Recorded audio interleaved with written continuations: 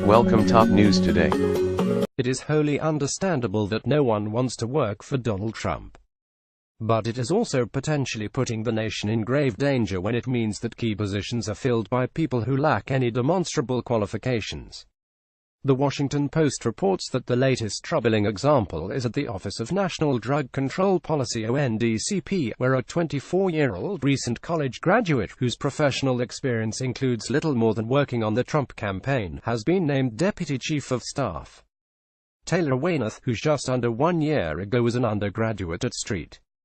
John's University in New York, quickly rose through the ranks to occupy a job recently held by a lawyer and a long-time government official. And because the ONDCP currently lacks a permanent director, Weymouth is helping to fill that role alongside acting director Richard Baum.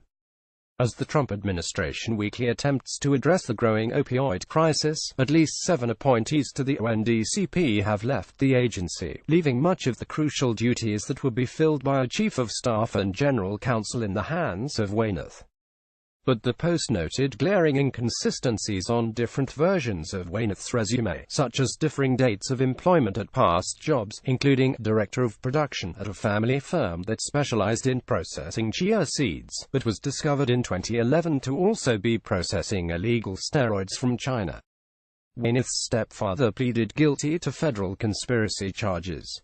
One of Weymouth's resumes said he had worked at the firm until 2013, while another said he left in September 2011. Further, Weymouth indicated that he held a master's degree in political science, but the Post noted discrepancies in the dates, and was told by an administration official that Weymouth did not actually hold the degree, but had noted the date as projections of when he expected to receive it.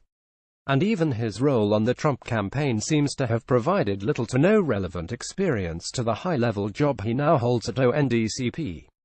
He handled campaign tasks such as coordinating voter services and arranging travel and temporary housing for senior campaign officials.